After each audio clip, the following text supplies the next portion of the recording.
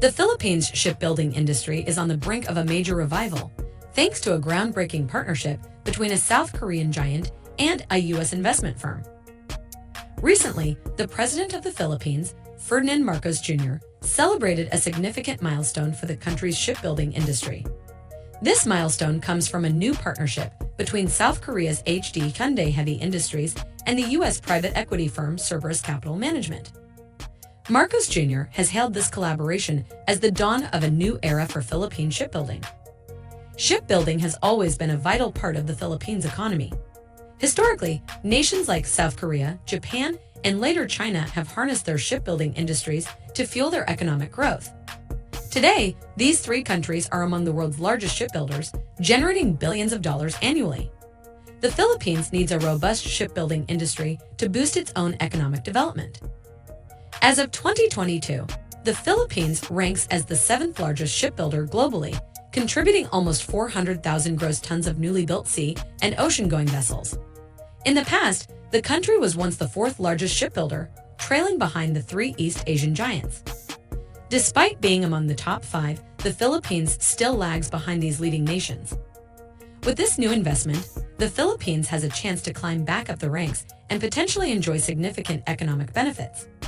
But before we dive deeper into the importance of the Cerberus and HD Hyundai Heavy Industries partnership, let's take a quick look at the history of the Philippine shipbuilding industry and how it rose to become one of the top shipbuilders globally. The Philippines is an archipelago with over 7,000 islands. Connecting these islands with bridges is often impractical due to the vast distances involved. Therefore, ships became essential for moving people and goods between the islands, helping to build a connected society. In the early to mid-1950s, small domestic shipyards started to emerge, enabling this critical transportation.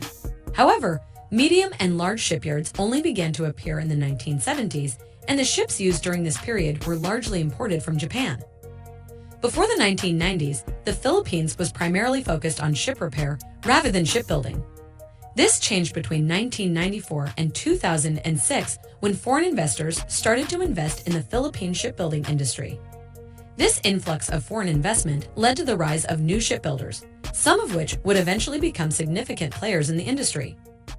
By the 2010s, the Philippine shipbuilding industry had grown tremendously. In the 1970s, there were about 56 builders and repair companies, employing around 4,100 people. By 2010, this number had increased to over 117 builders and repair companies, employing more than 48,000 individuals. 2010 was a pivotal year as the Philippines was recognized as the fourth largest producer of ships. By 2015, the industry's total export value had exceeded $1.5 billion. This success was largely due to two major companies: Hanjin Heavy Industries from South Korea and Tsuneshi Heavy Industries from Japan. Out of the 117 shipbuilding and repair companies operating at the time, Hanjin Heavy Industries and Tsuneshi Heavy Industries played the most crucial roles. In 2017, Hanjin Heavy Industries was one of the largest investors, employing over 33,000 people and investing more than $2.3 billion in the Philippines. Tsuneshi Heavy Industries, although smaller with around 8,800 employees, was also an important investor, especially in Cebu. Their ongoing investments, including a significant expansion in 2024, showcased their commitment to growing their operations in the Philippines. Other smaller companies, like Keppel Subic and Keppel Batangas from Singapore, also contributed to the industry. These smaller firms employed nearly 2,000 people as of 2017.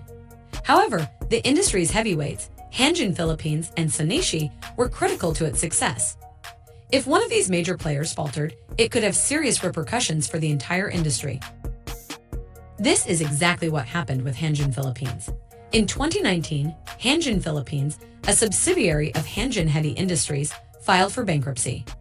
This was the largest corporate bankruptcy in Philippine history, with debts totaling over $412 million to local banks and an additional $900 million to Korean banks.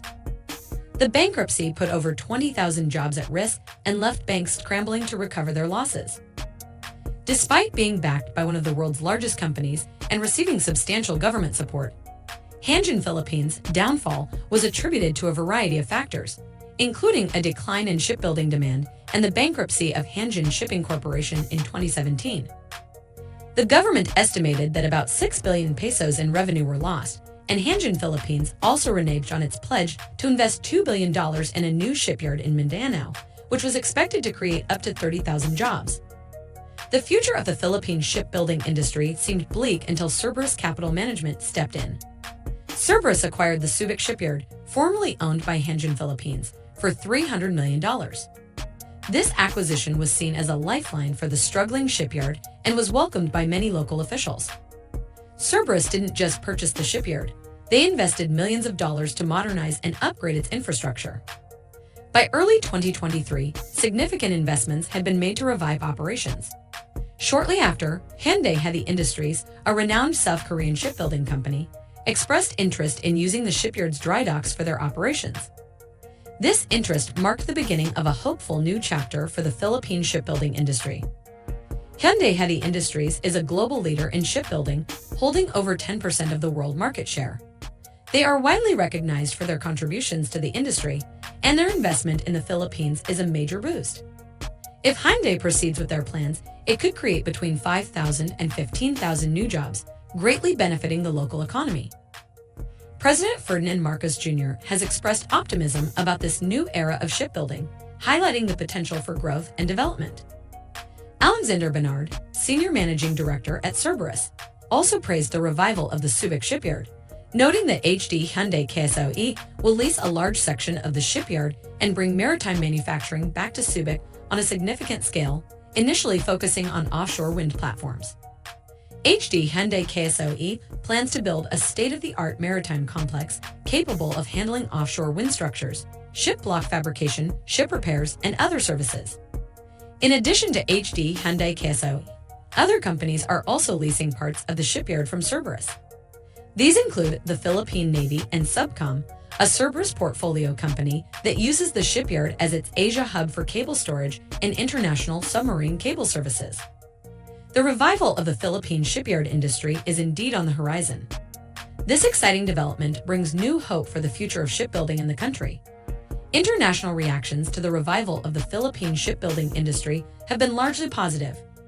In the United States, officials and business leaders view the partnership between Cerberus Capital Management and Hyundai Heavy Industries as a strategic investment that could enhance the U.S.-Philippines economic ties. They see this as a way to support regional stability and create job opportunities, reflecting broader American interests in strengthening relationships with Southeast Asian nations. South Korea, as a key player in this partnership, is celebrating the expansion of Hyundai Heavy Industries' influence in the region. South Korean officials and industry experts commend the move as a significant step in fostering international collaboration and extending their global market presence. They view the project as a testament to South Korea's commitment to supporting and revitalizing international shipbuilding hubs. Other maritime nations, such as Japan and China, are closely watching the developments. Japan, with its own strong shipbuilding industry, acknowledges the competitive boost this could give the Philippines and is likely to assess the impact on regional shipping dynamics. Meanwhile, China, a major player in the global shipbuilding market, may view this as an opportunity to adjust its strategies in the competitive shipbuilding sector. Overall, there's a sense of anticipation about how this resurgence will influence global maritime industry. We'd love to hear your thoughts on this topic. Thank you for watching. Remember to subscribe to our channel for more updates and detailed stories. Until next time, take care.